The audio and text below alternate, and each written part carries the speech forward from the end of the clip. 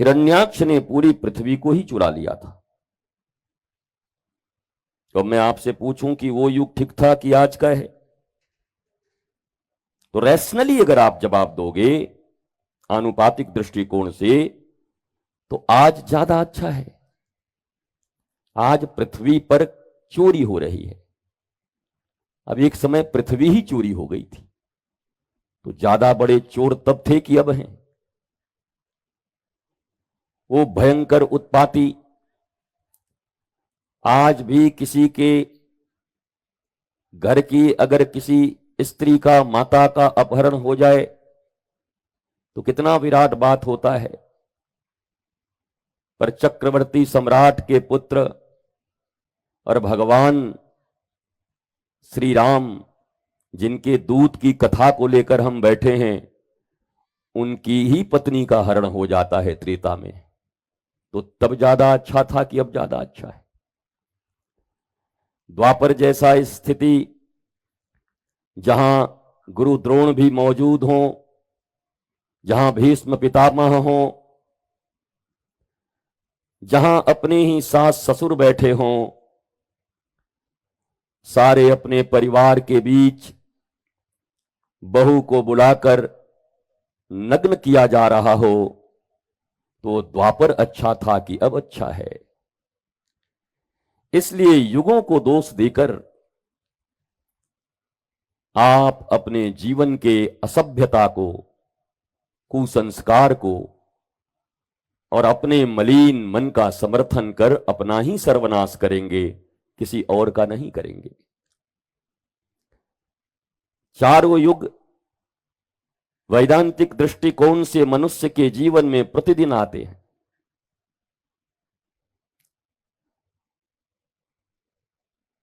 सतोगुण, रजोगुण, तमोगुण, और एक होता है त्रिगुणातीत, गुणों से अतीत। तो मनुष्य के जीवन में भी एक क्षण के लिए ऐसी स्थिति प्रतिदिन आती है।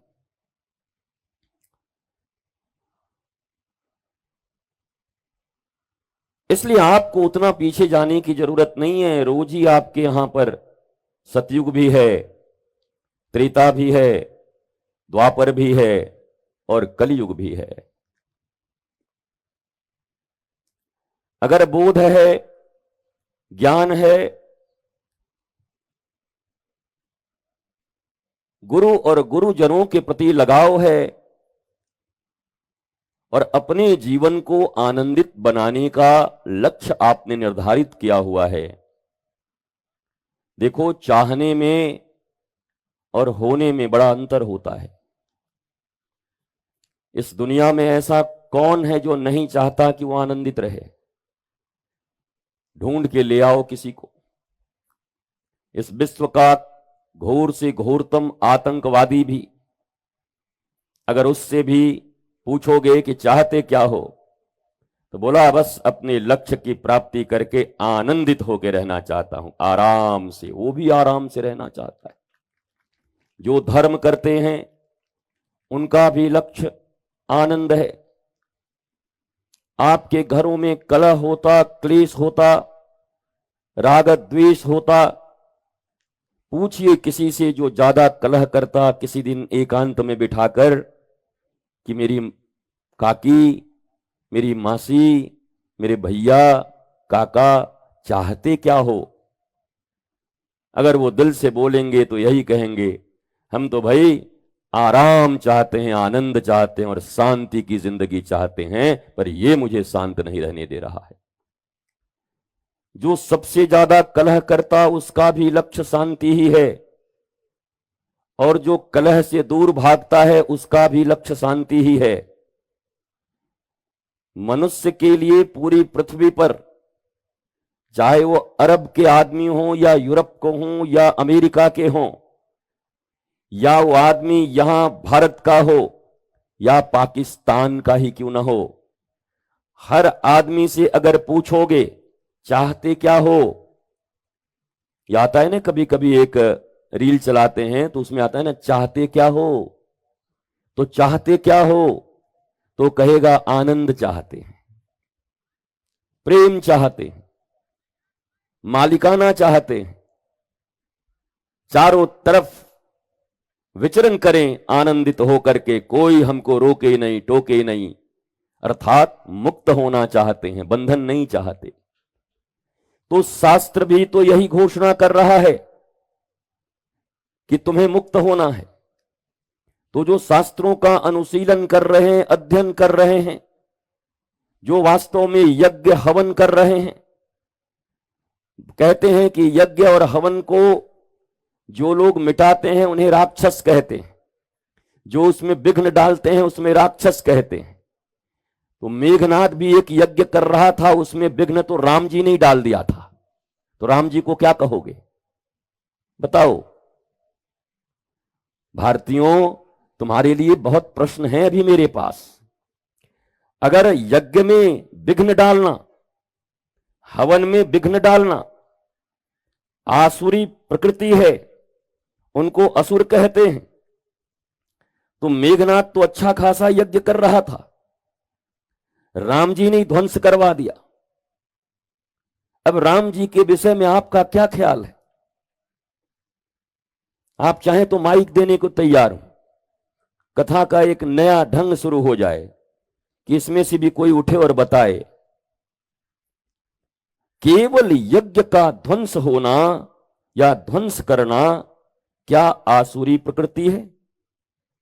नहीं, उस यज्ञ का हेतु क्या है? जिसे हमने कहा था कि आप कर क्या रहे हो ये ज्यादा महत्वपूर्ण नहीं है, आप कर क्यों रहे हो, किस उद्देश्य से, ये ज्यादा महत्वपूर्ण है। वेदों में लिखा है भगवान का भोग लगे ईश्वर का, तो कितनी शुद्धता से लगनी चाहिए, पर सबरी जूठे बेर खिला देती है, धन्ना बाटी खिला देता है, जिसको जो मन आए वो ठाकुर को खिला देता है। छछिया भर छाछ पे नाच नचावत, इतने से मट्ठे पे छाछ पे ठाकुर को नचवा देती हैं ब्रज की गोपियां। ये मामला तो ठीक नहीं है। भगवान को कोई नचवाए ये अच्छी बात है। तो आपके बुद्धि में इतनी सी बात बस आ जाए, ये जो सो कॉल्ड उपासक लोग घूमते फिरते हैं, जो अपने आप पर धर्म का स्टाम्प मारे हुए हैं, मैं धार्मिक हूं, ये धार्मिक स्टाम्प मारकर घूमने वाले लोग रावण की तरह हैं। उपासक होना और धार्मिक होना दो बात है। कोई उपासक धार्मिक हो ये जरूरी नहीं है, कोई उपासक धार्मिक हो ये जरूरी नहीं है, क्योंकि रावण से बड़ा उपासक आज तक इस पृथ्वी पर कोई आया नहीं। कई बार मैंने कहा कि आज भी शिव के जितने भी स्तोत्र हैं उसमें से ज्यादातर रावण के लिखे हैं, उसी को गुनगुनाते हो तुम, उसी से उनकी अर्चना करते हो। तुम एक स्तोत्र नहीं बना पाए आज तक शिव जी का, उसी से शिव का पूजन करते हो। रावण से बड़ा वेद पाठी कोई नहीं है। मुहूर्त इत्यादि के विचार करने की जहां तक बात है, तो सेतुबंध रामेश्वरम में भगवान श्री राम ने जब भगवान रामेश्वरम की स्थापना की तो आचार्य रावण ही था। सीता का हरण हो चुका था, उसके बाद भी भगवान ने रावण को निमंत्रण देकर के बुलवाया था, क्योंकि इस पृथ्वी पर भगवान ने कहा कि इससे बड़ा श्रेष्ठ उपासक और आचार्य कोई नहीं है। और सेतुबंध रामेश्वरम में भगवान रामेश्वरम की स्थापना रावण के आचार्यत्व में हुआ, और रावण ने बड़ी करुणा से भगवान से जब कहा भैया कुछ दे दो, आचार्य हैं, तो बोला हम नहीं लेते कुछ, हम ऐसे आचार्य नहीं है, हमको पैसा रुपया नहीं चाहिए, हमारी तरह ही गरजता था। बोला कुछ तो लोगे, नहीं तो हमारी ये अनुष्ठान भंग हो जाएगी। तब रावण ने कहा कि बस इतना करना ये दक्षिणा यही है, हमको पता है मारोगे तुम ही, बस मारते समय जब प्राण जा रहे हो तो सामने खड़े रहना मुस्कुराते हुए, इतना ही कर लेना। यही मेरा आचार्य का दक्षिणा है। इतना तो रावण भी जानता था। दुर्योधन से पूछा कि भाई तू इतना अन्याय अत्याचार क्यों करता है, क्या तुझे धर्म अधर्म का ज्ञान नहीं है? तो दुर्योधन ने कहा मैं खूब जानता हूं धर्म क्या है, उसी गुरु से मैं भी पढ़ा हूं, उसी से अर्जुन भी पढ़ा है, उसी से धर्मराज युधिष्ठिर भी पढ़े हैं, उसी से मैं भी पढ़ा हूं। वही भीष्म पितामह हमें भी गोद में लेकर के कथाएं सुनाया करते थे और भीष्म को भी सुनाया करते थे, धृतराष्ट्र इनको युधिष्ठिर को भी।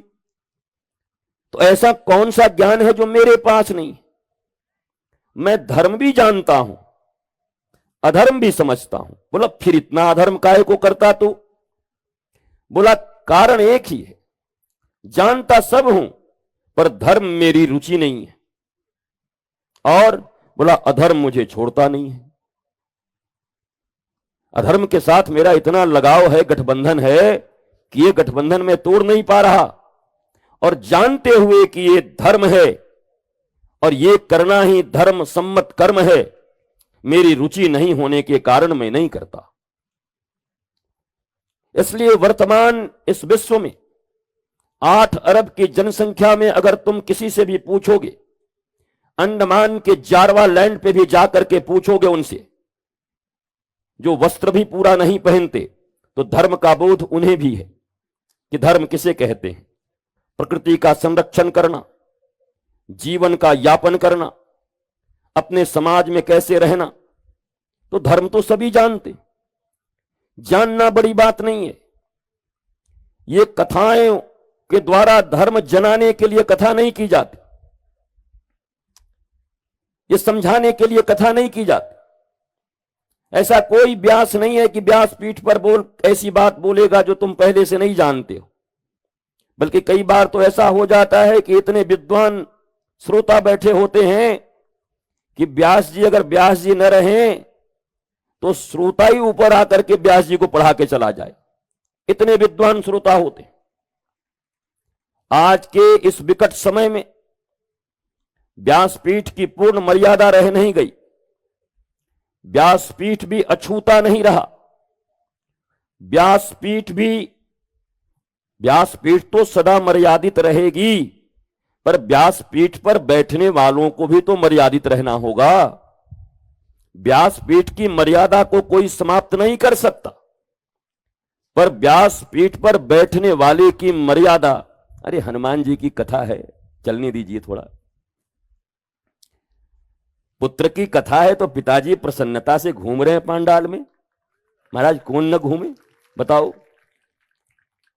अब तुम उनको रोक रहे हो, आशीष कथा करवा रहे हैं, इनके बाबूजी को रोक दो कि आप नहीं आ सकते, ये भूल जाएंगे सुनना उनना, पहले आपको कथा सुना देंगे।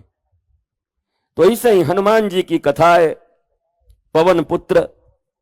अब बीच बीच में आ रहे हैं, अब कह रहे हैं क्या ये सब लाल पीला लगा के रखे हो, इस गर्मी में हमारे पुत्र की कथा जो लोग सुन रहे हैं तो घर आए हुए अतिथियों का पंखा करके जैसे बेना डोलाते हैं, तो पिताजी कह रहे हैं हम सबका स्वागत कर रहे हैं, सत्कार कर रहे हैं। तो पवन देव अपनी मस्ती में हैं, तुम अपनी मस्ती में रहो, तुम अपने आनंद में रहो, नहीं इसी में कितने डिस्टर्ब हो जाएंगे। हे भगवान फिर आएगा क्या? अरे आए चाहे जाए, एक शब्द ही काफी है। गुरु के मुख से निकला हनुमत चरित्र का एक शब्द ही काफी है। कथा में एक शब्द भी अगर कानों में प्रविष्ट हो गई तो कथा कभी अधूरी नहीं रहती। कथा भगवान की है और भगवान अधूरे नहीं हैं, पूर्ण मदः पूर्ण। इसलिए कथा भी गोपी कहती है तब कथामृतम तप्त जीवनम, अर्थात कथा भी पूर्ण है। तो कथा का क भी अगर पांडाल में हो गया और उसके बाद मनई हो जाए पवन देव का और इंद्र जी का मिल करके कि चलिए कुछ किया जाए बेटुआ के कथा में, तो उनको जो करना वो करें, हमारी कथा तो पूर्ण हो गई, 21 शब्द में पूर्ण हो गई, हम तो भाई आनंद लेके बैठे हुए हैं। तो मनुष्य पता नहीं कितनी कितनी बातें अपने मन में पाल करके डिस्टर्ब रहता है। सुबह से कितने लोग डिस्टर्ब हैं। हे भगवान, ये ऐसा कभी नहीं हुआ था रामपुर में, इस मौसम में तो कभी इतना बारिश नहीं हुआ था। ये क्या गुरुजी बारिश लेके आ गए क्या? बदनामी हो तो गुरुजी और नाम हो तो हनुमान जी का। कथा हनुमान जी की हो रही कि गुरुजी की हो रही? तो जिनकी कथा वो समझे कि कितना होना है। समझ गए? हम तो मौज करने आए हैं। हमें तो बस क्या चाहिए कि हम उनके गुणगान को कर रहे हैं, उनको जितना सुनने का इच्छा है, और हनुमत कथा हो रही है तो हनुमान जी का भी दोष नहीं देंगे, क्योंकि जब राम कथा होती है तो श्रोता हनुमान जी होते हैं, और हनुमत कथा होती है तो श्रोता राम जी होते हैं। अभी रामपुर कला वालों के साथ राम जी का क्या संबंध है, हम क्या समझें? ये तो रामपुर वाले समझें। राम जी पहले श्रोता हैं इस कथा के। अब राम जी को मौज आ रही है बीच बीच में कि बाबा तो एसी लगा के बैठा है पांडाल में, और हमारे चेलों को छोड़ दिया है ऐसे ही खाली पंखा लगा के। तो राम जी ने कहा कि ये रामपुर कला है, यहां वक्ता श्रोता एक समान, सबको एक ही एसी में मैं रखूंगा। तो महाराज सुंदर बारिश कर रहे हैं, सुंदर मौसम बना दिया है ठाकुर जी ने। ठाकुर जी की कृपा हो गई है। जीवन के हर समय देखो, जिन्होंने हनुमान चालीसा लिखा उनका जीवन कितना दुखमय है। गोस्वामी तुलसीदास जी का जन्म देखो, माता का मृत्यु देखो, पिता का त्याग देखो, जो पालने के लिए लाई वो भी 5 वर्ष में मर गई। जूठन खाने के लिए गांव में डोलना पड़ता था।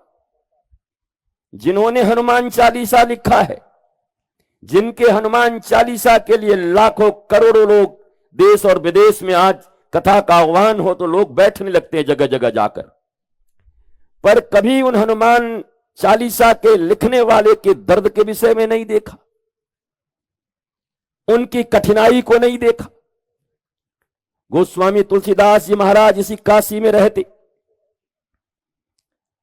उन दिनों गोस्वामी जी की बहुत चलती नहीं थी। काशी में ही लोग पहुंच जाते थे धमकाने के लिए। हे बाबा, कछु चमत्कारो करबा कि खाली बैठ के रामे राम लिखबा? पांव में दर्द हो ठीक करबा कि नहीं? इसी काशी में गोस्वामी जी का जीना मुश्किल होता था। वो ध्यान से सब जानते हैं। पर एक घटना हुई थी उन दिनों। एक नव विवाहिता और उनके पति की मृत्यु हो गई। वो दौड़कर गोस्वामी जी के पास चली गई। गोस्वामी जी अपने रामचरितमानस के गीतावली, दोहावली, अनंत रचनाएं उन्होंने की। उन रचनाओं में लगे रहे थे। जाकर के रोने लगी। कहा, बाबा ऐसा ऐसा कैसे हो गया? पतिव्रता स्त्री हूं, अकाल मृत्यु पति की कैसे हो सकती है? मैं पतिव्रता हूं, मैं जानती हूं खुद को। गोस्वामी जी ने कहा, मुझे तो चमत्कार आता नहीं, और वास्तव में मैं आज आपको एक बात इस व्यासपीठ से कह दूं, धर्म चमत्कार नहीं करता, धर्म मनुष्य को समझदार बना देता है, जिससे उसके जीवन में आनंद, प्रेम और शांति की स्थापना हो जाती है।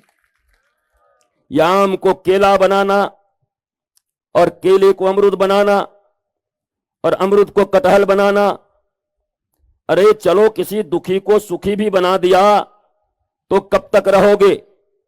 बताओ। तुमने ही सुना है कि दुख और सुख दोनों भाई हैं।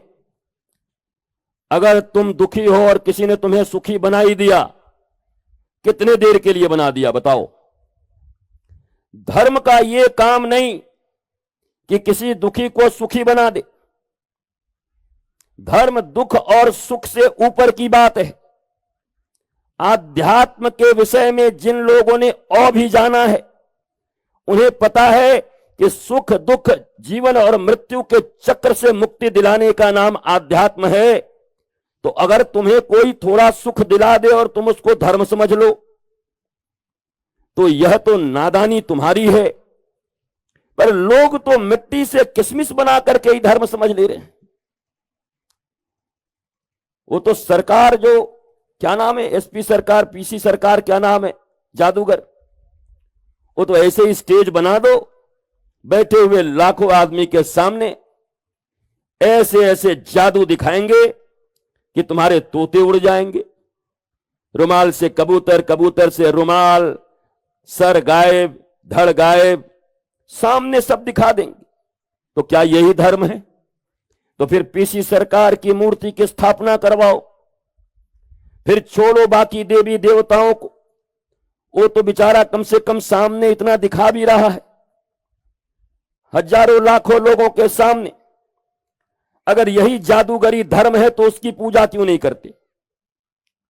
ये भारतीयों को हुआ क्या है?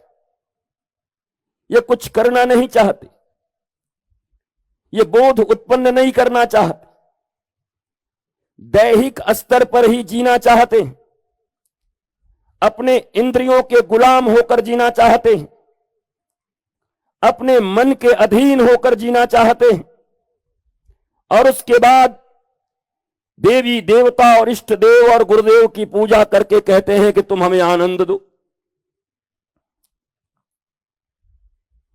जिस विधि से जो चीज की प्राप्ति होती है, अगर वो विधि अपनाते नहीं और नहीं प्राप्त होने पर दुखी होकर घूमते हो, तो इस संसार में तुमसे बड़ा ...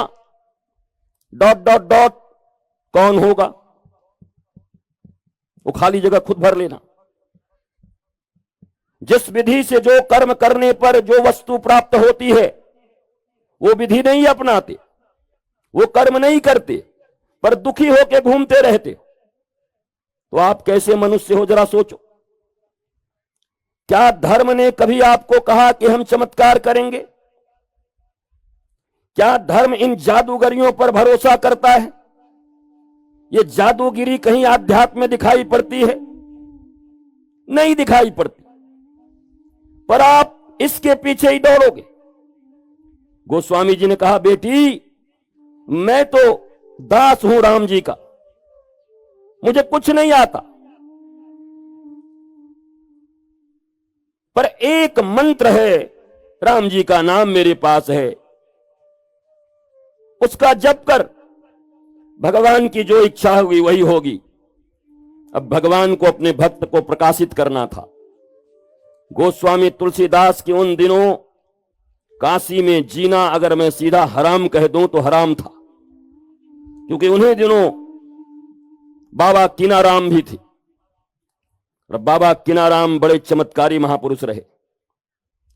पब्लिक जब जाती तो पूछ लेती, एक थे तो बाबा इतना चमत्कार करत हुआ, तू खाली राम राम करबा, घटिया पर बैठल हुआ, राम राम कामो करबा।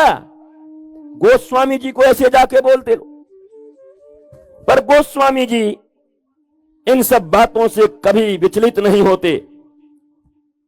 जो प्रारंभ से ही इस क्रूर कली काल के इतने प्रचंड दावा नल को देखे हों, मां न रही, पिता न रहे, समाज न माना, सबने त्याग दिया, 32 दांत है, जन्म लेते हंसा है, ये असुर है, क्योंकि बच्चे तो रोते हैं, हंसा कैसे, ये समाज है। अगर उसी दिन जरा सोचो, एक कल्पना करो, गांव वालों ने ये सोच लिया होता कि ये तो साक्षात राक्षस पैदा हो गया, पहले इसको खत्म करो, नहीं तो पूरी दुनिया को ये समाप्त कर देगा, तो गोस्वामी जी रहते भी नहीं। हमारी परंपराएं, हमारी मूढ़ताएं, हमारी पता नहीं ये धर्म की परिभाषाएं कहां कहां से आती। ये बुढ़िया पुराण, दहेज में ये साड़ी तो आनी चाहिए, 5 मिलनी तो आना ही चाहिए, ये जुलनी तो देना ही चाहिए, पर आज तक किसी धर्म शास्त्र में दहेज का कहीं कोई वर्णन नहीं है। किसी शास्त्र में ये नहीं लिखा कि ये देना, ये देना, ये देना, ये देना। अरे हम तो ये कहते हैं कि एक माता, एक कन्या तुम्हारे घर में आती है, अपने घर को छोड़कर, पिता को छोड़कर, माता को छोड़कर, कुल को छोड़कर, खानदान को छोड़कर, उसका जो टाइटल होता है, टाइटल भी छोड़कर तुम्हारे घर में आकर के तुम्हारे वंश को चलाती है, अपने पिता के वंश को नहीं चलाती। उसके बाद भी तुम भिखारियों की तरह दहेज मांगते फिरते हो। अपने पुरुषार्थ से क्यों नहीं कमाते? पुरुषार्थ से ले लो स्कूटर, पुरुषार्थ से ले लो कार, पर भिखारियों की तरह। और इसको सम्मान बनाया गया। इन लोभियों के शास्त्र ने, इन लोभियों ने कुछ शास्त्र लिखे और इसको समाज में मान्यता दे दी गई, और ये सामाजिक मान्यता को धर्म मान लिए। शास्त्र, सूत्र, स्तोत्र, वेद, उपनिषद, मीमांसा, वैशेषिक, न्यायिक, भेदाभेद, द्वैत, अद्वैत, आधा का तो माथा ही खराब हो जाएगा। 2 4 5 लोग समझेंगे, उसके बाद कहेंगे काई बाबा को हो गया, ये का बोलत है न हो, हमें समझना ही नावत है। तो तुम्हारे नहीं जानने से क्या होगा? तुम रास्ते में चले जा रहे हो और एक पौधे को उठा करके उसके पत्ते को मुंह में डाल लिया और वो पॉइजनस जहर है। अब तुम कहो कि अनजान महाकल्याण, हमने ये भी सुना है, पर हमने पूरे शास्त्र पहले खोले, हमने देखा ये कहां है, जरा देखूं तो ये भी बुढ़िया पुराण से निकला हुआ था। अनजान महाकल्याण, काय बात का कल्याण? हम अनजाने में किसी को गोली मार दें, एसपी साहब छोड़ देंगे हमको? कानून छोड़ेगा? भारतीय न्याय संहिता छोड़ेगी? जान के मारो, अनजाने में मारो। हर आदमी तब तो मार के बोलेगा हम अनजाने ही में मार दिए हुजूर, फिर जान को बोलेगा कौन? तो अनजान महाकल्याण हमें आज तक समझ नहीं आया। अनजान कहना मतलब अज्ञान। तो तुम तो सीधा सीधा अपने शास्त्रों को और धर्म को चुनौती दे दिए कि अज्ञान महाकल्याण। अनजान मतलब अज्ञान, ज्ञान नहीं है उसका, हम अनजाने हैं, तो यही तो अज्ञानता है। हम इस विषय में नहीं जानते, अनजाने हैं, यही अज्ञानता है। और अज्ञान ही है पाप और ज्ञान ही है पुण्य। ज्ञान ही है आनंद का सूत्र और अज्ञान है दुख, कष्ट और असमय मृत्यु का सूत्र। अब बताओ, तुम्हारे गांव और घरों में भी ये चलता होगा। अरे रहने दीजिए, अनजान महाकल्याण, वो हमारे सामने बोलोगे तो हम पकड़ लेंगे। ए इधर आ, इधर आ, ये कौन से शास्त्र से लाया भैया? तो भारत में ऐसे काफी सूत्र चलते हैं गांवों में, शहरों में। और जब से ये व्हाट्सएप आया तब से तो गीता भी रोती है। जिसको जो लिखना है लिख करके गीता में ऐसा बोला, गीता बोलती है हम तो 700 श्लोक थे, हम तो ऐसा नहीं बोले कहीं। ये कौन बोला रे? ये कौन मुंह बोला? कुछ लिखना गीता में लिख दो। शास्त्र ऐसे कहते हैं। कौन शास्त्र? कौन सा अध्याय? रेफरेंस दो, नहीं दे पाएंगे। पर शास्त्र कहता है, वेदों में कहा गया है, उपनिषद कहता है, संत कहते हैं। कौन संत कहे बताओ? नाम बताओ हमें संत का। नामदेव ने बताया? कौन बताया? तो अपनी जितनी अज्ञानता, लोभ और अपना अहंकार है, इसे थोपने के लिए भारतीयों ने एक मसाला खोजा। अपनी वृत्तियों, दुष्प्रवृत्तियों को समाज पर थोपने के लिए उन्होंने परंपराओं का गलत व्याख्या किया। लोग सामने पहुंच के, महाराज जी साधु संत कहीं क्रोध करते हैं, आप तो बड़ा क्रोध करते हैं। और हमने उसके बाद पूरा का पूरा भारतीय मनीषी और ऋषियों का इतिहास पलट दिया, पर आज तक एक ऐसा ऋषि नहीं मिला जिसने क्रोध न किया हो। एक भी ऐसे ऋषि नहीं मिले, पर जो दिन भर ढकोसला करते, पाखंड करते, दो नंबरी काम करके कमाते हैं, वो भी ज्ञान देने, महाराज जी आप क्रोध, महात्मा क्रोध करते हैं। कि क्रोध अभी दुर्वासा देखा है कि नहीं? इधर आ तो, अभी क्रोध देखा नहीं ठीक से, क्रोध करते। ये लोगों का, अज्ञानियों का, अहंकारियों का एक चोंचला है। किसी भी महापुरुष को पकड़ लेते हैं, महाराज जी आपको भी क्रोध। ये आप देखो, जब चैनलों में बैठते हैं, थोड़ा भी कुछ होता है तो थोड़ा कोई कुछ बोले अगर, तो तुरंत बोलते हैं, महाराज जी आप तो साधु हैं, आपको क्रोध आता है। आता है भैया, बहुत आता है। नाम जो गिनाऊं, राम जी के गुरु हैं दो, एक है कुल गुरु वशिष्ठ और एक है विश्वामित्र। इन दोनों के बीच कैसा संबंध था बताइए? हमने तो सुना है कि धारा 302 तक हो गई थी, अभी तो पता बदल गया है, अब नए अमेंडमेंट में बदल गया है, गृह मंत्री जी ने बदला है अभी अब संसद से। तो बताओ, मर्यादा पुरुषोत्तम भगवान राम के दोनों गुरु वशिष्ठ जी और विश्वामित्र जी के बीच में घनानंद। अब सब वृंदावन के बंदर की तरह इधर उधर देख रहे हैं। काफी लोग, किसी को यहां खुजा रहा है, कोई उनको देख रहे हैं, किसी का कपड़ा ठीक कर रहे हैं। इधर देखो, जब 2.5 घंटे तक पांडाल में बैठो तो जितासना आंखें सिर्फ इधर हो, मैं अकेला तुम सबको घूम घूम के देख रहा हूं, तुम सब मिलके मुझे नहीं देख पा रहे हो। देखना व्यासपीठ की ओर है, ये कोई नहीं है आसपास। पांडाल में आ गए तो अपना कोई नहीं है। कथा के समय सिर्फ 2 ही काम होगा। पहला, मैं बोलूंगा, तुम सुनोगे। तीसरा, कोई काम अगर हुआ, कोई आ रहे हैं तो पीछे मुड़ के देख रहे हैं, कोई देखेगा भी नहीं।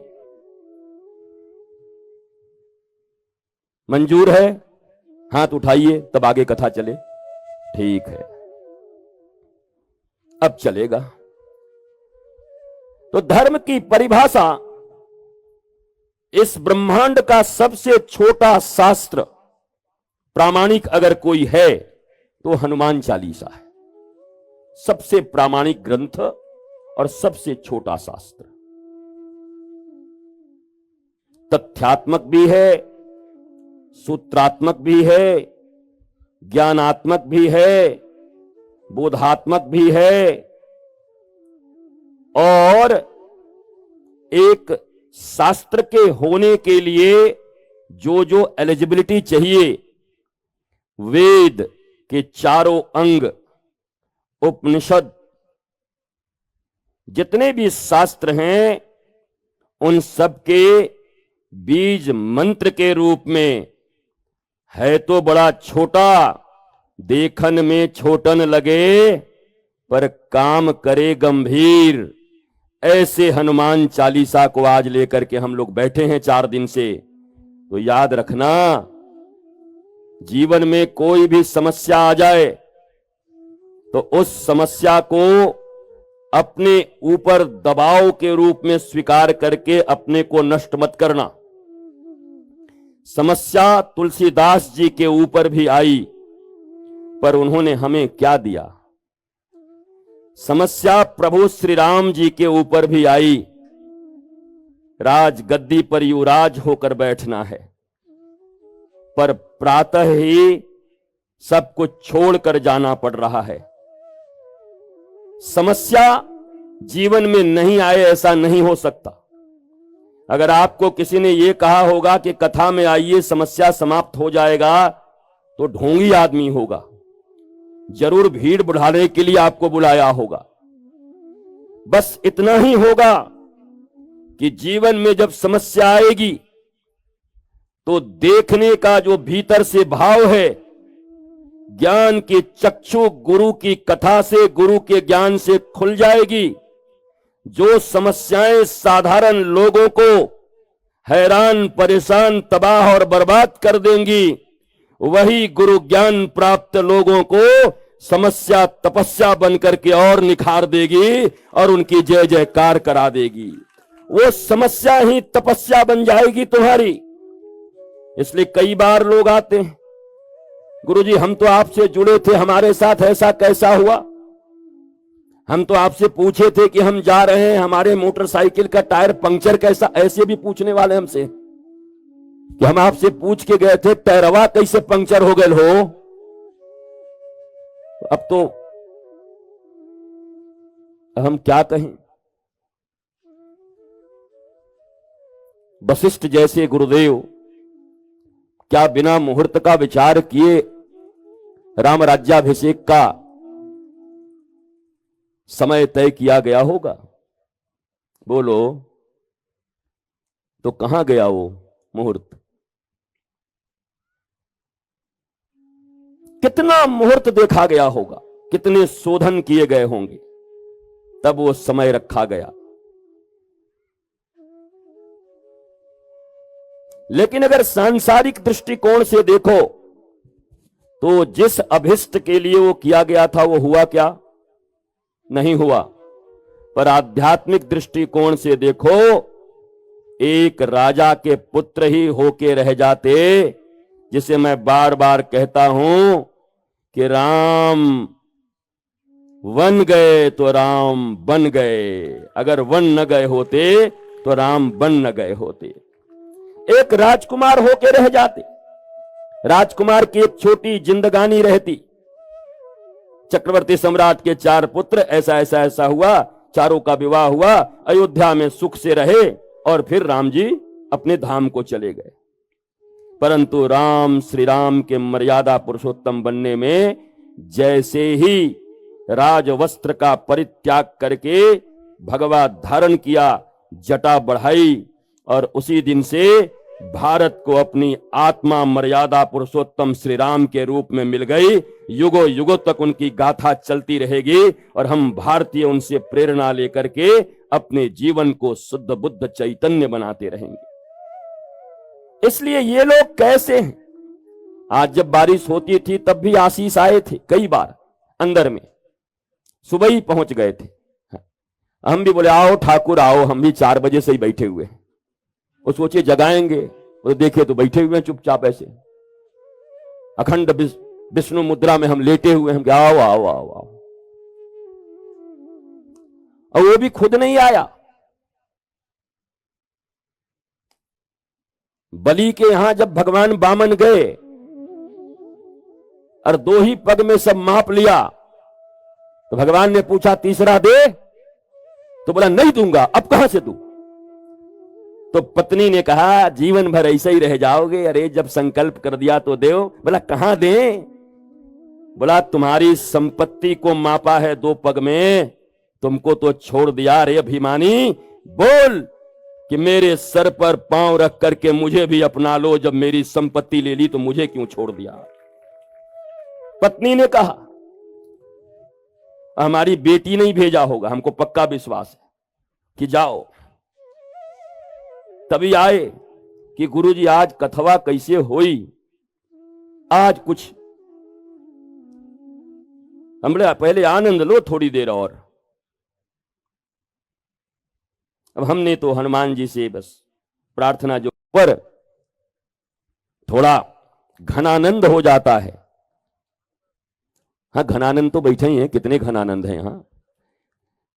तब भगवान ईश्वर अपना छोटा सा एक डैना हिलाते हैं, पूछते हैं कि क्या खबर है। तब कहता है बस महाराज भुला गए थे, बस अब कृपा करिए। सुग्रीव जीव है, सुग्रीव के ऊपर भगवान राम ने इतनी कृपा की, जिस बाली के डर से वो जहां रहते और उन्हें निर्भीक बना दिया, अभय बना दिया।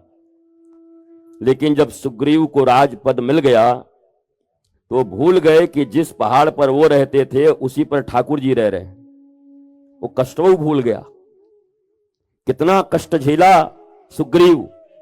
ठाकुर जी 4 महीने तक बारिश के ऋतु में, बारिश के ऋतु में, पर ये तो मिला जब राजव पाठ सुग्रीव को, तब भूल गए इन्हीं लोगों ने। फिर तो लगे राग रास मंच, पता नहीं क्या क्या होने लगा। तब ठाकुर जी ने फिर कृपा की जीव के ऊपर। ठाकुर जी ने कहा जाके बोल कि जिससे बाली को मारा हूं वाला बाण निकाल के रख लिया था, पता था दोनों जुड़वा हैं, एक ही जैसे हैं, इसको भी मारना ही पड़ेगा। तो लक्ष्मण जी मुस्कुराए कि प्रभु सचमुच मारना है क्या? बोला तब इसमें शंका है क्या? बोला नहीं, मैं आज तक ऐसा आदमी नहीं देखे कि मारना अभी तो तुरंत मारो, कह रहे हो कल मार देंगे। तो भगवान राम ये भी हमें एक संदेश दे रहे हैं कि मैं प्रभु हूं, मर्यादा पुरुषोत्तम हूं। मेरे मन में भी अगर हिंसा का भाव आ गया है तो मित्रई जीव है, तो चलो काम तो गड़बड़ कर दिया, पर आज नहीं कल मारेंगे। अरे पता है हनुमान जी यहां हैं, मरने देंगे नहीं। हनुमान जी ने अग्नि जलाकर जैसे फेरे दिलाए जाते हैं, फेरे दिलाकर मित्रता करवाई थी ठाकुर जी और जीव। गठबंधन विवाह जिसको कहते हैं। कई लोग जो विवाह नहीं करते वो कहते महाराज जी हमार विवाह नहीं भैल। अरे महाराज, जब पृथ्वी पर आए उसी दिन तुम्हारा विवाह भगवान श्री राम भगवान श्री कृष्ण से हो चुका, जीव और शिव का मिलन हो चुका है। ये हुआ कि न हुआ अलग बात है, हो गया तो बड़ी अच्छी बात, न हुआ तब भी अच्छी बात। विवाह नहीं हुआ, कहते विवाह ही नहीं हुआ। जीव का असली संबंध तो शिव के साथ है। ईश्वर अंश जीव अविनाशी। जब तुम विवाह करते हो तो कहते हो 7 जन्मों तक का हमारा साथ रहे। तो जन्म तो बहुत होने हैं, बाकी के बाद क्या करोगे? पर जब ये रामचरितमानस में लिखा गया ईश्वर अंश जीव अविनाशी, तो अंश तो सदा था, है और रहेगा। तो असली गठबंधन जीव का परमात्मा के साथ है। हनुमान जी ने अपना परिचय क्या दिया? कल से यही तो बोल रहे हैं, क्या परिचय दिया? रामदूत रामदूत रामदास रामदूत रामदास, इतना ही परिचय देते। इससे ज्यादा परिचय नहीं दिया उन्होंने कभी भी। मैं केसरी नंदन अंजनी पुत्र पवन सुत भी नाम है मेरा। काम के बारे में पूछना है तो राम जी के भाई लक्ष्मण से जाके पूछ लो। जब कोई साथ नहीं दिया तो हम ही लवली रतिया के संजीवनी बूटी, नहीं रतिये में काम हो जाए खत्म। एक बार नहीं कहा उन्होंने, किसी को नहीं बोला, बल्कि जब कोई कहे कि प्रभु हनुमान जी महाराज आपने तो कमाल कर दिया, तो यही हनुमान जी कहते कि हमको तो ये पता ही नहीं कि बाणों में कोई जान होता है क्या। अरे बाण तो तुणीर में पड़ा हुआ है, आप निकाल के जहां छोड़ते हम जाते हैं। महाराज अतुलित बलधामा, आप हमारे भीतर हो, सब आप करते हो, हमें अहंकार मत दिलाओ। क्यों? क्योंकि आपका ही दिया हुआ ज्ञान है ज्ञानी नाम अग्रगण्यम। ये बैलून कितना भी फुलाओगे हम फूलने वाले नहीं हैं। चूंकि मैं हनुमत चरित कह रहा हूं इसलिए ये कथा न कहूं तो ज्यादा अच्छा है। लेकिन हनुमान जी ने कितनों का अहंकार तोड़ा है। ठाकुर जी के चक्र का, सुदर्शन चक्र का अहंकार किसने तोड़ा है? भीम रूप में भीम का अहंकार किसने तोड़ा है? अष्ट सिद्धि नौ निधि के दाता, अणिमा, महिमा, गरिमा, लघिमा, ये सब सिद्धियां हैं। वो चाहें तो फूल से भी हल्के हो जाएं, और चाहें तो भीम जैसे 50 योद्धा मिलके पूंछ की जो फुदकी आगे निकली हुई थी, फुदकियों नहीं उठा पाए। पूंछ तो छोड़ दो, वो पूंछ के आगे नहीं रहता 4-5 वो 10-20 बाल जो है वो भी नहीं उठा पाए, क्योंकि अष्ट सिद्धि नवनिधि के दाता हैं वो। हनुमान जी महाराज के जीवन में यही भावना, ये आगे आके कुछ बोल जाते हैं, हमको हो जाता है डिस्टर्ब। हम किसी को देख के कथा करें, अब उसका रहे प्रपंच, तो हम खोज रहे हैं, ढूंढ रहे हैं कि किसको देख के करें। हम आदमी ढूंढ रहे हैं, कोई मिले जो आंख मिलावे तो उससे कथा करें। हर बार तो मिल जाते हैं, इस बार 4 दिन में कोई मिल ही नहीं रहा, हम क्या करें। जब जब कथा किया हमने तो 2-4 लोग तो मिल ही जाते हैं, एकदम आंख मिलाए करके वो भी देखते हैं, हम भी देखते हैं, तो बात बन जाती है। अब बाकी घनानंद तो बहुत रहते हैं, इधर उधर चक चूक, ऊपर नीचे पीछे। हमने कहा 2 घंटे के लिए एक चीज दान करना पड़ेगा। हमारे पास नहीं कभी जीवन में कहीं भी जाना कथा के नाम पर, तो इन कानों को और नेत्रों को दान कर देना। शीश दिए जो सदगुरु मिलया तो भी सस्ता जान। ये सिर देना पड़ेगा, इन सिर में दोनों आंख, दोनों कान, नासिका। नासिका मतलब समझे? जो आदमी गुटखा खाता होगा, अब बगल में उधर कोई गुटखा खाया और पवन देव चल के आए होंगे, उसको गंध आया होगा तो मचल जाएगा वो भी कि फाड़ू हम भी क्या। तो नाक को भी दान करना पड़ेगा। कोई आदमी पूड़ी और लड्डू खाने में इतना माहिर है कि उधर पूड़ी बनना शुरू होगा तो कथा उसकी खराब हो जाएगी, बड़ा खराब पूड़ी आज बनत है। तो इसलिए कहा कि शीश दिए जो सदगुरु मिले। सुनते तो हो, मानते तो कुछ नहीं कोई, सुनते तो रोज ही हो। अच्छा, जब हम ये बोलते हैं तो ऐसा ये गुरुजी इसको बहुत गाते हैं, ये हमको याद हो गया है। अरे याद होने से क्या होगा? तुमको तो खाली याद है रावण और दुर्योधन तो सब करते भी थे, सारे क्रियाकर्म धर्म के, फिर भी मार दिए गए, कोई बचाने वाला नहीं मिला। ठाकुर ही खड़ा होके मरवा दिए सीधा, मतलब मारो इसको पहले। क्या गुरु द्रोण से भी ज्यादा कोई धर्म को जानता होगा? बोलो। तो उनको क्यों मरवा दिया भगवान ने? गुरु द्रोण को क्यों मरवा दिया? वो तो धर्ममय है, धर्म जानते हैं, उन्हीं ने शिक्षा दीक्षा दिया बच्चों को, पर भगवान ने उनको भी नहीं छोड़ा। जिस समय उन्होंने सबको धर्म की शिक्षा दी, भगवान उनके साथ खड़े, सम्मान है। पर जिस समय राज सत्ता से जुड़कर धर्म सत्ता का अपमान कर दिया, धर्म सत्ता श्री कृष्ण हैं, साक्षात हैं, और वो हस्तिनापुर की राजगद्दी से जुड़े हुए हैं। देख रहे हैं अधर्म हो रहा है, नाम है गुरु द्रोण। इसलिए मैं कहता हूं वर्तमान समय में भी शिक्षक और गुरु में बहुत अंतर है। टीचर और गुरु, भारतीय सनातन वैदिक परंपरा के अनुसार गुरु शब्द की महिमा, गुरु माने ही होता है गंभीर, भारी, सबसे वजनदार। फिर कहता हूं, what's your process, it's not important, what's your motive, it's more important. Motive खराब हुआ द्रोणाचार्य का। क्या कहा उन्होंने? मैं राज सत्ता के साथ हूं। अरे आप गुरु हैं, आपको धर्म सत्ता के साथ खड़ा होना चाहिए। और अगर कोई राज सत्ता धर्म के पथ पर चल रही हो और उसके बाद चाहे दुनिया का कोई भी व्यक्ति तुमको एजेंट बोले, दलाल बोले, दल्ला बोले, पर बोलने से ऐसे गाली देने वालों से घबराना मत।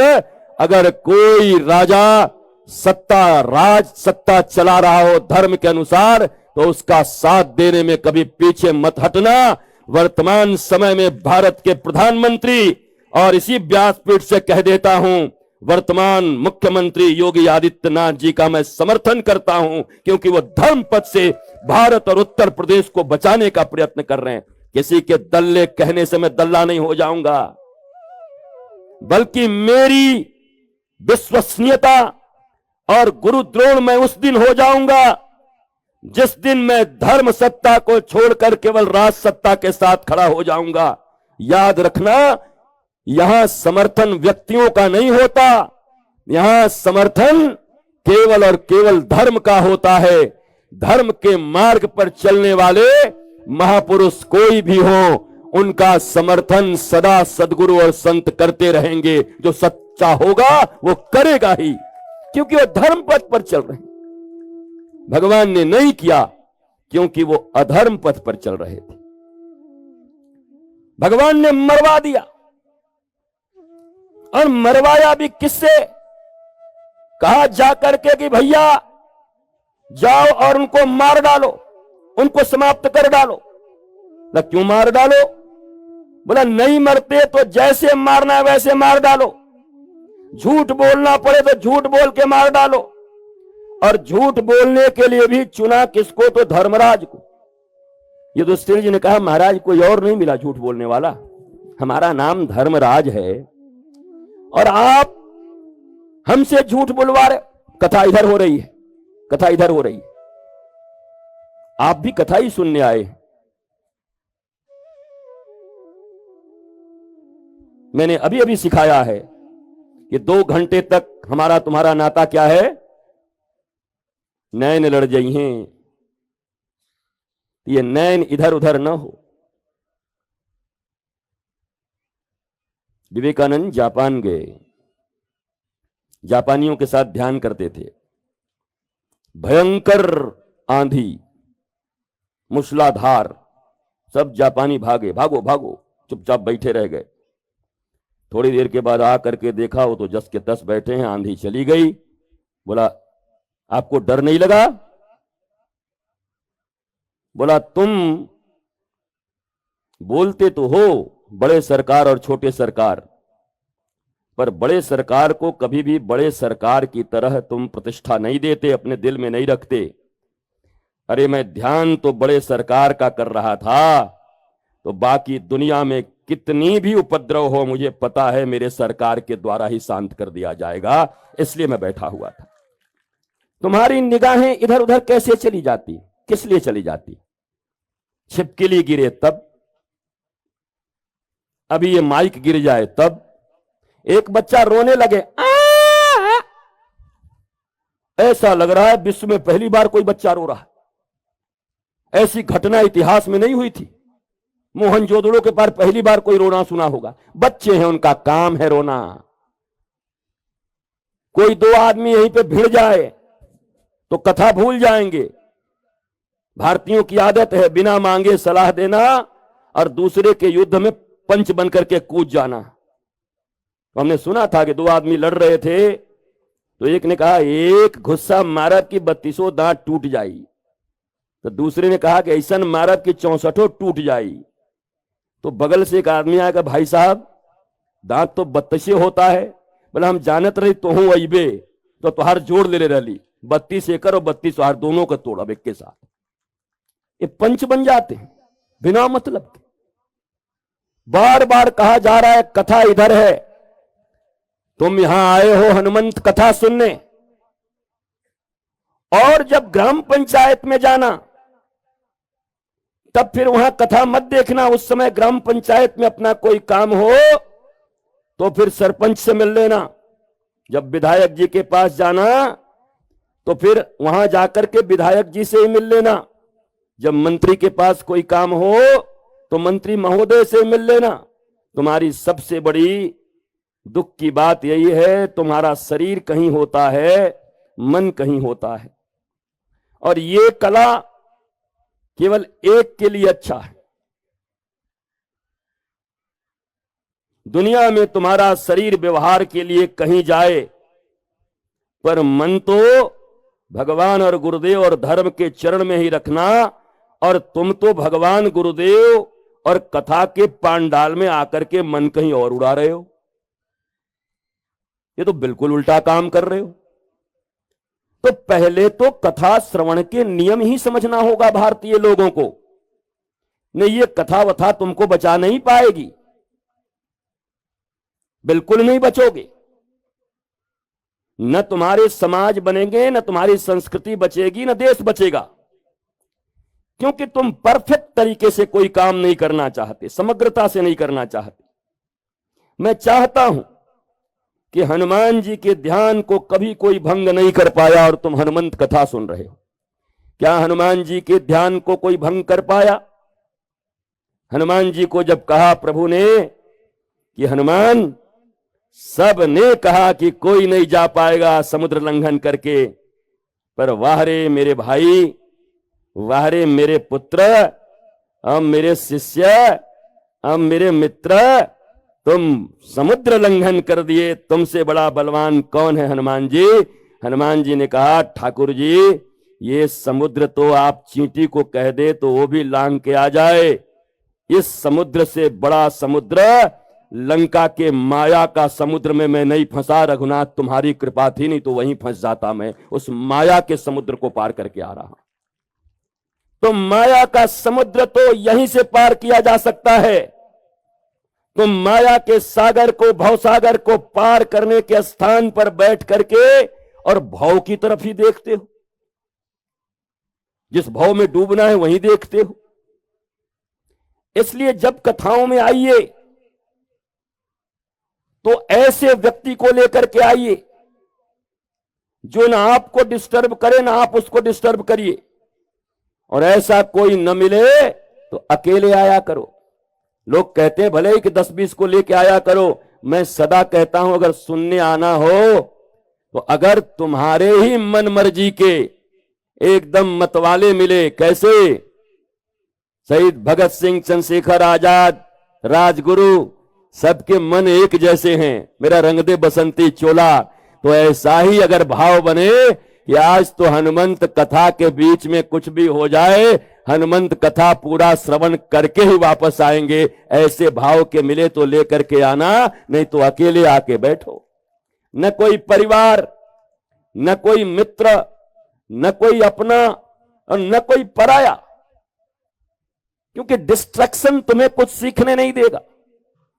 मैं लगातार 4 दिनों से रामपुर के वासियों और भारत और दुनिया में जितने भी लोग सुन रहे हैं इस डिजिटल मीडिया के माध्यम से, ये कथाएं अमेरिका और ऑस्ट्रेलिया में भी चल रही हैं, वहां भी लोग सुन रहे हैं।